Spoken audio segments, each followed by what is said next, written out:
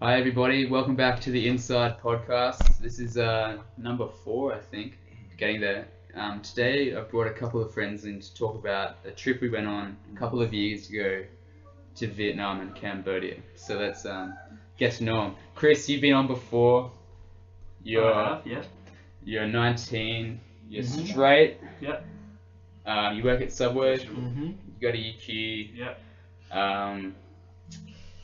And I don't we think can't. anything's changed since Nothing's the changed. last. We sort of met on this trip. We got to know each other Yeah. via this trip.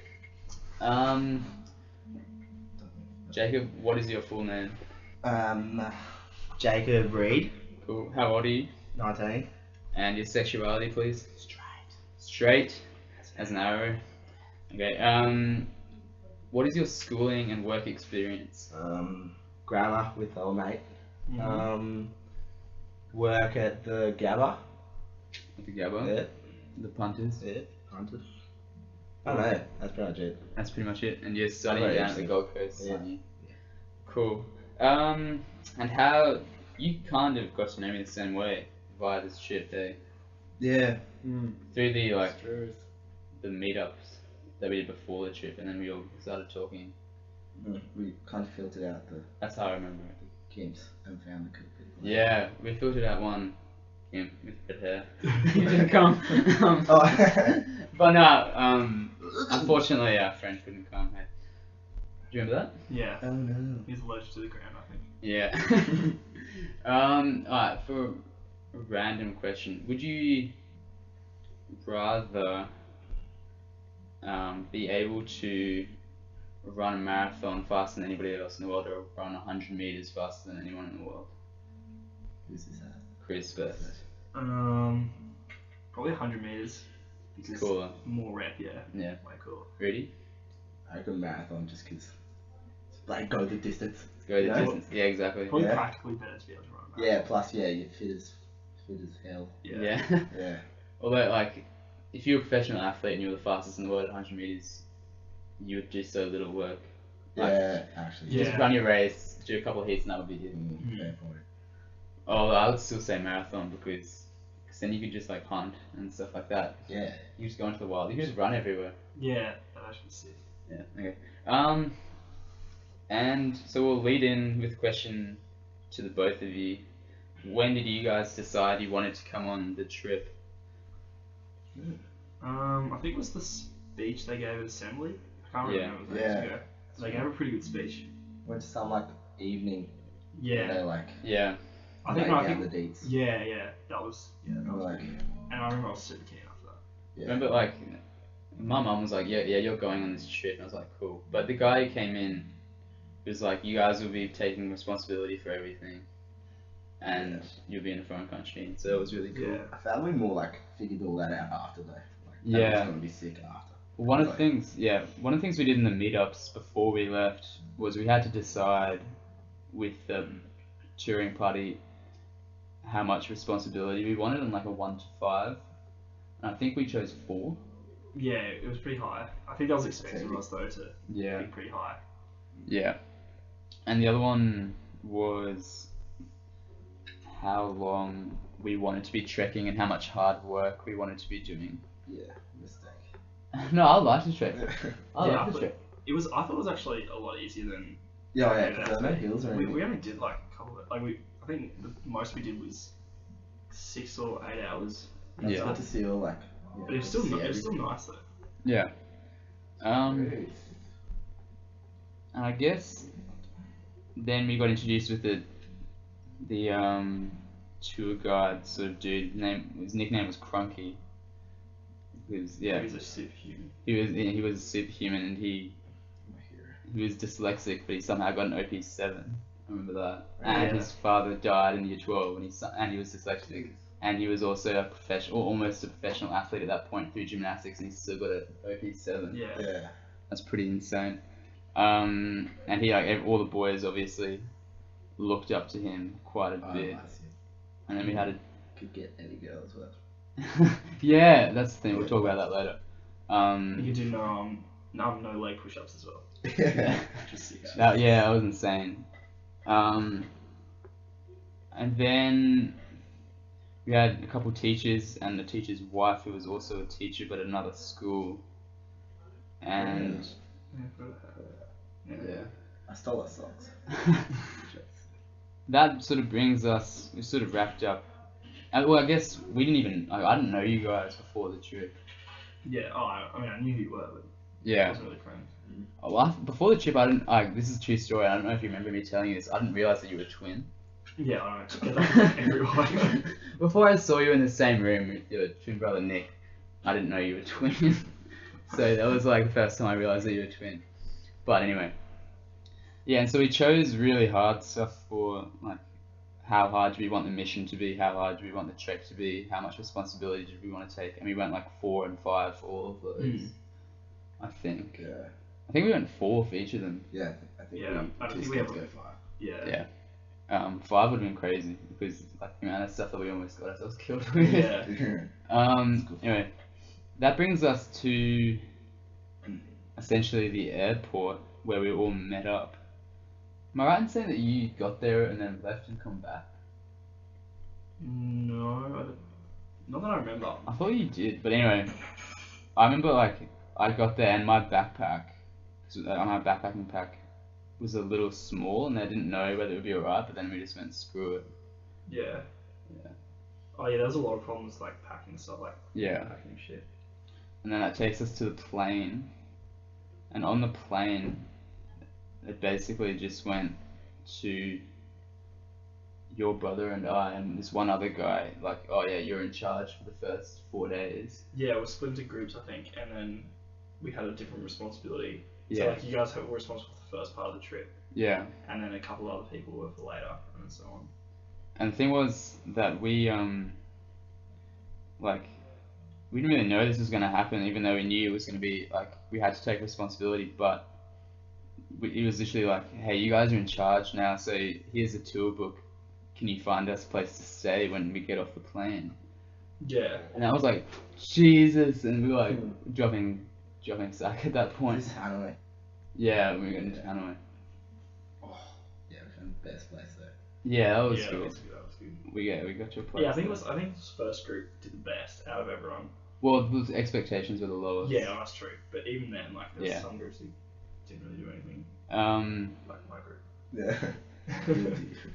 and then, so then we got off the plane after a couple of Lincolns in Hanoi airport, and I remember they were like, oh, okay, this is our spending money, you need to go exchange it into US, and we had something like several thousands of dollars that I was carrying on me, Yeah. and all these guys were looking at us. Huh. It was like really scary because like you could have bought a house over there with that sort of money. But yeah, and then we're like, oh, go find us a cab. And we got a cab, but the cab driver, we realized too late, didn't have a driver's license. But like half the people don't over there, so it was like all over the road. And when we were getting to the middle of the city in Hanoi, he was like crossing over into the wrong lane and stuff like that. Do you remember that? Yeah, it was insane on the traffic. Yeah. Oh yeah. And that was sort of our first real experience with Hanoi, which was pretty insane. Like, I don't know if you remember, but it was just like thousands of people not paying any attention to the Yeah. road rules. Like in Australia where we were at, like if someone runs a red or like does something illegal, like they're an ass. But like there were no road rules in Vietnam. Yeah, there were, but they weren't followed. There were guidelines. Yeah. Even the police officers weren't doing anything. Like, Yeah. people like there were no lanes for the most of Hanoi. Actually, no, the other thing I remember was we made that game where you had to count to 10 seconds without hearing a horn. Oh, Yeah, impossible. It happened like once or Once. twice the whole We time. lost our noodles when we heard it. Yeah. Yeah. I didn't think in the What's that city. photo I doubt I like? would have. In the city, I doubt I would have went 3 seconds without hearing a moped horn. Yeah. What about when we had to Sorry. cross the road? It was like you just had to look straight ahead. Yeah, Otherwise that's you the just thing. Before we went, they're like, don't look anybody in the eye when you're crossing the road because they'll go straight into you. It's a Right, cultural yeah. thing. Yeah. Like, what the hell? But anyway, yeah, so we like crossing the road and we had to look straight ahead. And this And was with like lots of traffic as well. You didn't even Yeah. bother. I mean, you waited for a bit of a break, but Yeah. No, there's Sometimes no just- like even spot to cross. You just like yeah, you just go. And yeah, it was pretty funny because we were really bad at it, but we'll get to that point where we had to fix it because we were crap at going. We went single file line, like blocking the entire of the street for all these mopeds. But when we got off the plane and we went outside to get this taxi, that was the first time we realized there was no sun. It was hidden by smoke. I don't know if you remember that. Yeah. And we didn't see the sun for another 2 weeks. Yeah. It was insane. Yeah. And before we found our hotel, we sort of just sat in these gardens, and we were like, that was sort of when it sunk in for me anyway. Like, this is a different country. Did you know what I mean? Yeah, It's not just the Gold Coast or something like that. It's actually a different country. Yeah. And it was pretty insane. And then we were like walking around, and there was heaps of tourists there. But like, for the first time in my life, really, I was a minority at that point because like most people were obviously Vietnamese in Vietnam, and I was like, this is insane. Yeah. It's what it's like in every other country. When white people turn up, because I hadn't been to anything like that. What about you guys? What were your feelings when we first got there? Yeah, I remember it took a while for it to sink in. I was like, I mean, being at the airport, it's kind of familiar environment because you're always at weird airports. Most airports look the same. Yeah. But then when you actually, I think it was the taxis and all the weird road Tuk-tuks. stuff. What about tuk-tuks? Oh yeah, tuk-tuks, that was cool. Yeah. Yeah, stuff like that, and you're like, oh wow, this is weird, it's different. What about you, Rudy? I don't know, like it's weird, but you just kind of like just get stuck into it. I find you sort of just want to Yeah. embrace the new culture. Yeah, at first it's weird, but then you're like, fuck yeah. I remember being like distinctly scared, and then just being like, let's do this. This is Yeah. cool. Yeah, kind of pumped up. Like, Yeah. let's take this. Like have a go. Have a good time. Have a good time. Exactly. That was also when I realized like, oh, I'm a long way from home. I'm not going to see my family for a while. Yeah. Yeah. So at that point, my group decided on a hotel, which is a really nice one. It's called the Bamboo Hotel. Probably the best Lest we place. forget. Probably the best place in the world. Yeah, it was awesome. And we had like a room with a view, most of us as well. Yeah. A good view. Yeah. Sick. And this brings us back to the tour guide, Crunky. Immediately, he starts talking to this female receptionist, and she's like powerless. To his charm. Yeah. Yeah, and he like, I remember he promised to give her his number a couple of times, but he never did it. And she was like, yeah, she was all over him. It was very funny. Yeah, the charm of Max Rose. I'm so jealous. Yeah. Well, and it was there that we sort of spent our first night. We didn't really do anything on the first day, did we? No. No, Oh, really? really. I think we were pretty buggered. Yeah. Actually, no, yeah, I remember we had a huge. No. No, yeah. We had a huge break. Okay. But I think all afternoon we were just allowed to chill in our hotel Yeah. and maybe walk around for a bit. I'm not too sure. Yeah. That was much needed though. It was.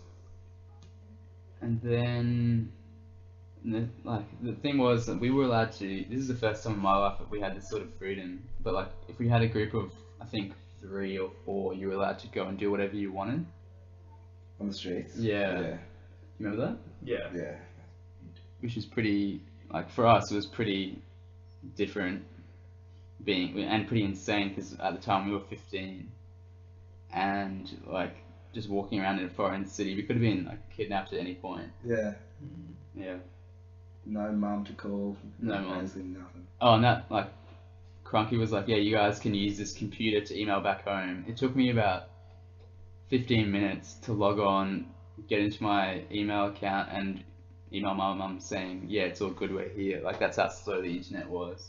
I never did that. My logic was, if you're gonna tell your parents what's happening, or like anyone at home what's happening while you're on the trip, then there's nothing to tell when you get home. Yeah. So I didn't bother. I remember when we got back, our parents were like, oh, what the fuck?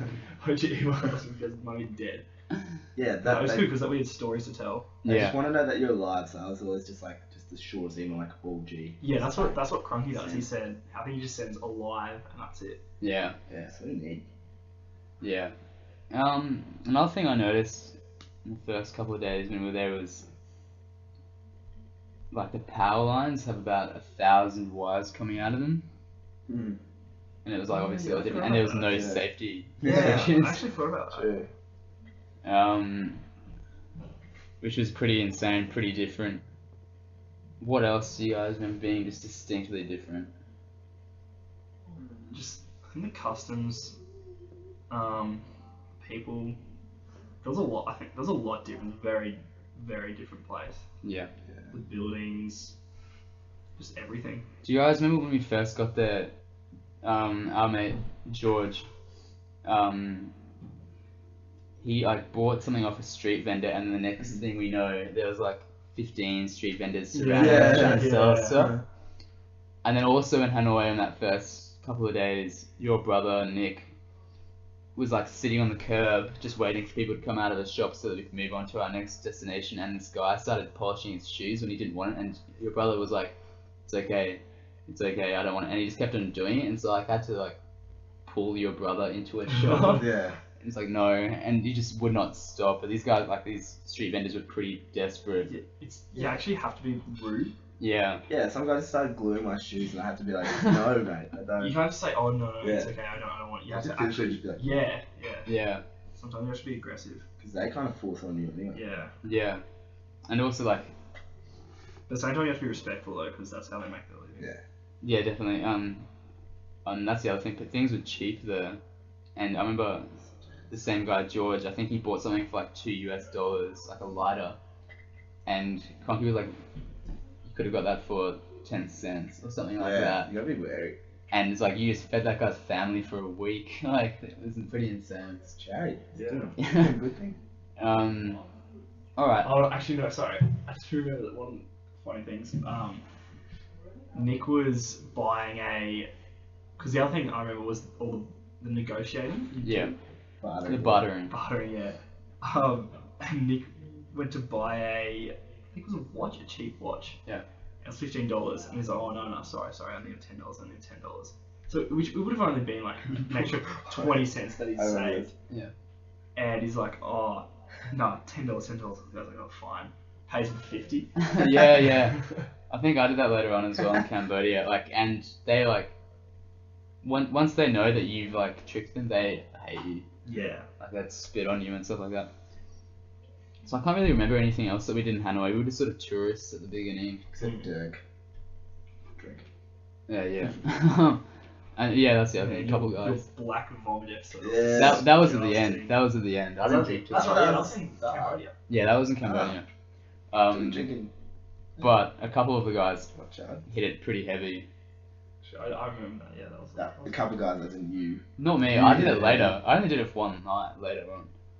Anyway, then we went out to the country where we hit our first sort of Vietnamese village, and that's where we started our trek, I'm pretty sure. And I remember thinking, oh, this Vietnamese village is like so beautiful and authentic, and like this is something that most tourists don't get to see. But then only a couple of days later, I was like, oh, that's just a tourist village that all the tourists go and look at. Yeah. Do you remember that? Oh, but once we started hiking. Yeah, those villages were down, insane. literally untouched. Civilization. Yeah, it was so sick. Yeah. It was just like, Yeah. it's a piece of history. And I guess we could talk about the sort of food that we got on the hike. It was like Vietnamese spring rolls. No, my favourite was like a rice burger. Yeah. I remember that. That was so good. Yeah. Oh, but just never noodles for breakfast. Oh, Those noodles were just. pho bo or Yeah, pho. pho's something. Yeah. Yeah, pho. Get out. You remember that? Some people really love it. But Yeah, I don't get Yeah, why but people like, think it's disgusting. You know, we had it, then had to do a real long bus trip. Yeah. Everyone was like, ugh. yeah, I remember on that bus trip everyone threw up as well. Yeah. But pho, like, I didn't like it either, but it's just water and noodles, essentially. Yeah, it's dang. Yeah. But like, we're brought up to have like a good, solid breakfast. Yeah, we have Just probably 4 times the amount of food that most people do. Actually, I do remember one of the problems was like not being like full after every meal. Yeah. I mean, it wasn't a problem, but like, it's just different. Usually you can go to Macca's and stuff it's yourself. like good, but Yeah. it's different. Another thing, like we had to clean up afterwards. We were kind of self-sufficient. But I remember it was my group's turn to clean up, and they were like, the guy whose house we were staying in wouldn't let us.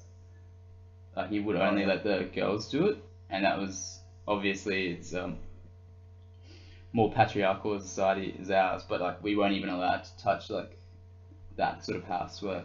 Yeah. Yeah, no, I do remember that. And At then the same time, I sure they wouldn't let girls do like the work we did oh yeah, at this school. yeah, and we'll get to that. At the end of our trip, we trekked for about 4 or 5 days. Yeah. And we went through some like really beautiful Vietnamese countryside, and then we got to this village that we were going to work in, and we were working on an amenities block, a water tank block, and the foundations for a playground. I don't know if you guys remember this, but it was like back-breaking. Like we had to mix our own concrete without a machine, so Yeah, we had to carry like something like 30-kilogram bags of cement. I thought it was like 50 at the time, but now that I think about it, it's probably Actually, I forgot how hard it was, how much work it was. I was on like they just like pointed to like this massive pile of rocks. Yeah, I had to do that as well. Yeah, and then like mix that with water and then just mix it Yeah. around, and that's like with shovels with like heavy rocks. and we're like 15, and they're like Yeah, and we're like mixing our own I concrete. remember the very first thing I had to do, and the very first thing was done, I think, was I just had to move like a huge pile, probably the same pile of rocks you're talking about. I just moved from one place to another. It took Yeah. like half a day. Yeah. My Yeah. back was absolutely destroyed. it's a good yeah. And then like laying concrete, stuff like that, making sure everything was leveled.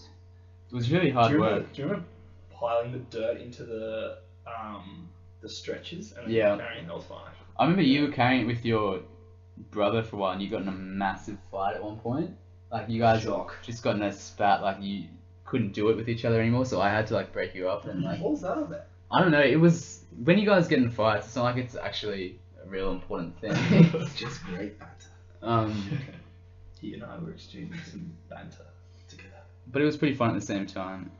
And like we played a game of soccer against this village's soccer team, and then we went to play them again the next day. But the guy was like, "Nah, they're drunk," which is pretty funny. Yeah. Remember that? Nick kicked it into the bloody pot. Someone's. Oh yeah, I remember that. And then one of the guys kicked it straight into someone's house and broke their like Yeah, ceramic. something shattered. That was so cool. Like they had a crowd there. Yeah, Yeah, like we were crap at soccer, but we still had like the crunk. maybe like 300 people just watching us play soccer. Yeah. And then at the end of our trip, we had this night where we had to sing a couple of Australian songs like Waltzing Matilda, and they did some dancing. But what really surprised me, apart from their traditional dancing, what really surprised me was their cheerleading routine. Do you remember that? Yeah. I didn't even think they would even know about it, so that kind of surprised me. And they were really good. Yeah. Really good. And then, do you guys remember the bamboo sticks? Yeah. Yeah. That was good. Yeah. Weird. But, Yeah. You know, you gotta expect weird. Yeah. Well, I think we were kind of very foreign. Like the way we did things was just weird to these guys. Oh yeah, we'd be weird. And the village itself had a chief. That's what it translated to, chief. But the guy was like wearing like a suit. Do you remember that? Yeah. He was like he was like a mayor, but he was like actually by birthright. Yeah. Yeah. That was pretty weird, but it was awesome at the same time. It was that was one of my best memories. Their dancing, Yeah. the traditional that was dancing. a nice end to the trip. And then the next day we trekked out for about another day, and it was like that was the coldest day on the trek on the on the whole trip. Far That was really fun, and my hands were frozen, which is weird because then like a couple of days later we went to the beach, but and it was beautiful.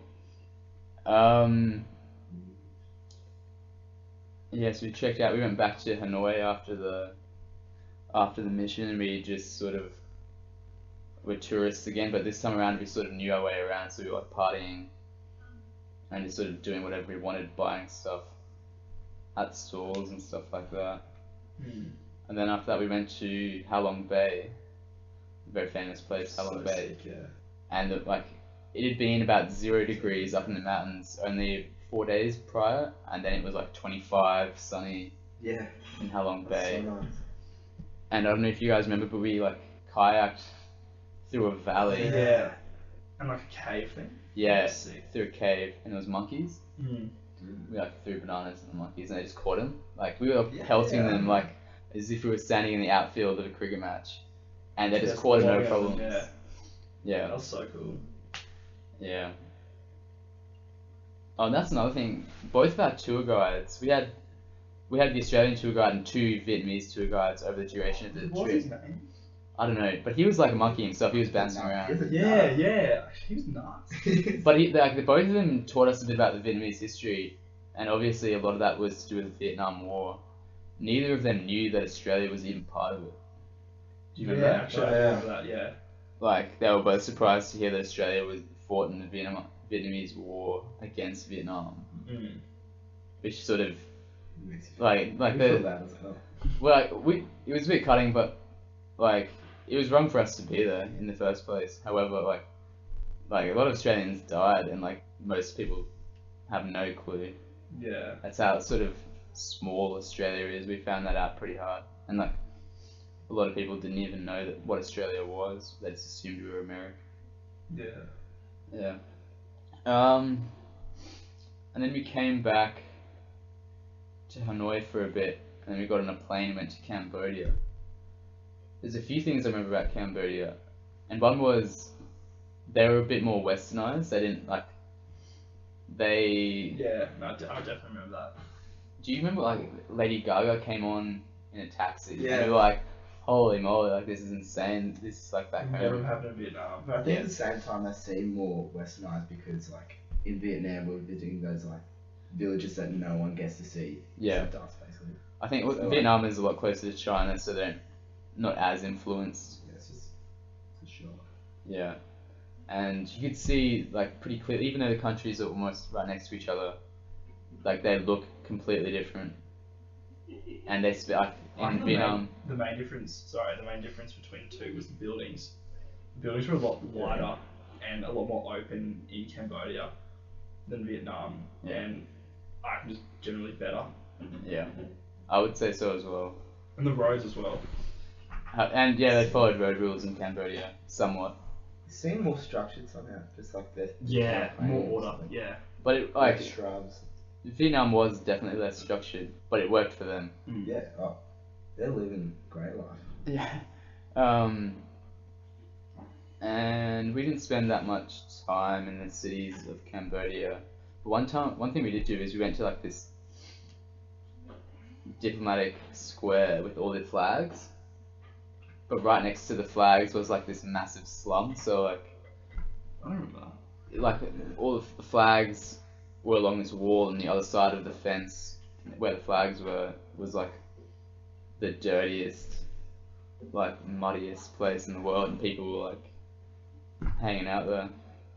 And in Cambodia, we were having dinner, and I got offered weed, and if that guy was an undercover policeman, and I'd said yes, obviously I didn't, he would be like, I'd be dead right now, like. Yeah. But because when you think about it, he would just come up to a random guy and offer them weed. It must have been either a really desperate guy or someone who wanted to put me in a cell. I'd love to catch a white guy as well. Yeah. A foreigner. Be on the news. Australian government was paying them. And then we went to dinner in Cambodia, and I don't know if you guys remember this kid who came up to us, and he's like, "Where are you guys from?" in perfect English. And he was Cambodian, but in perfect English he was like, "Where are you guys from?" And we're like, "We're from Australia." And he's like, "Oh, dingo ate my baby." Yeah. Which was a massive shock. Because this kid was like 8, and he spoke perfect English. Yeah, that was weird. And he sold us books for like 50 cents, which was alright. But then after he was really friendly, but then again after we like had finished up and he didn't want to buy any more books, he like spat on the ground and walked off. And then we hit via the river, where I had my sunglasses stolen. I remember this. I had my Ray-Bans stolen. We went to the temples. What was the anchor temples? Yeah. Crazy thing. I'll let you guys talk more about it in a second. But the crazy thing I remembered was these temples were massive. A lot of them were, and they had so much detail on them, like as much detail as you would expect on a vase or on, like a plaque. And that was all over these massive temples. Which temples do you guys remember? Angkor Wat? Yeah. And then I think Angkor Thom as well. Yeah, Angkor Thom. And there's like Tomb Raider one. There's one where... Yeah. Angkor Wat was the best, sorry. Yeah. I found it's kind of hard to take in though. Like we just saw so many temples in one day, and it kind of hits you later. You're like, yeah. Yeah. It actually was like it was hot that day, and we got up before sunrise and finished at sunset. So yeah, we were just bugging. But like thinking back, like it's awesome. Yeah. Stick through it. I can know really similar to Aztec temples. Yeah, it was eerie. Yeah, it was. Like the first one, Angkor Wat, we went to, was just huge. It was kilometers in length. Yeah. And I also remember the pyramid one. Do you remember the pyramid steps? Yeah, that was so cool. And then there was a tree one. There's like a tree one. The one with where the trees had like sort of reclaimed it, and there was like trees were part of the walls and stuff, and that's pretty good. Yeah, like faces in the trees. That was so good. And also we saw a giant golden Buddha. Do you remember that? Golden Buddha. Yeah, I remember that. Which is insane. It was cool. And then there was a few ones which were like completely dilapidated, but then there was another one which was a maze. I think that was the Tomb Raider one. Yeah. It was pretty cool. And I've seen a lot of them in movies since. I've seen some of the Transformers. Yeah. Where they like fight in there. And stuff like that, which is pretty crazy. And we sort of finished, we saw elephants over there, and we finished in a temple sort of with a view overlooking the sunset, but at that point we were spent. Yeah. And another thing we did in the last couple of days of the trip was we had our feet in water, and there were fish. Oh yeah. That was so good. Which felt so weird. Yeah, it was really strange. Strangely nice. Strangely nice. I never got used to it though. Yeah. It just would always tickle. Like some people got used to the sensation. Yeah, I didn't. I was just like dying the whole time. If you like stayed perfectly still, they just all flopped to you. Do you remember when everyone took their feet out and only one person put one foot in? Yeah. That was really cool. There was just fish everywhere. But they do that everywhere. That's not just Cambodia. Yeah. Anything else you guys remember?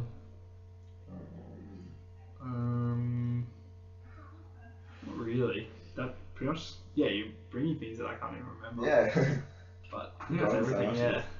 Do you guys like? Since then, I do take things less for granted, and I also probably think more about different ways of looking at things in society a lot more. What did you guys take from the trip? Yeah, same sort of thing.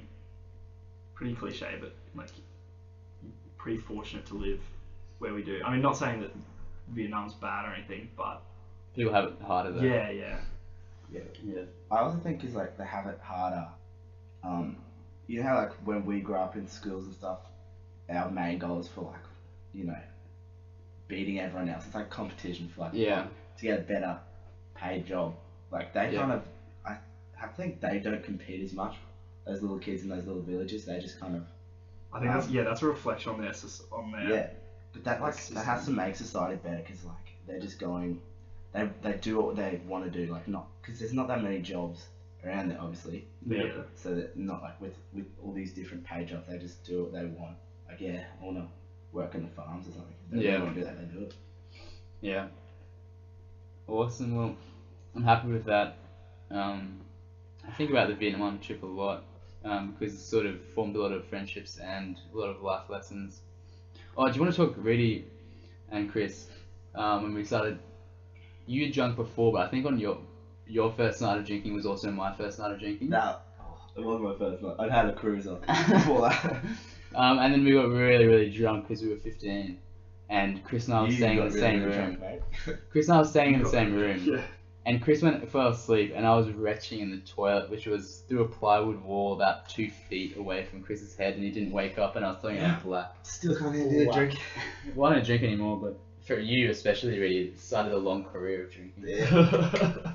Yeah. Well experienced. Anyway, thanks a lot, everybody. It's true. No worries, thank you. You're welcome. Hope you enjoyed it at home.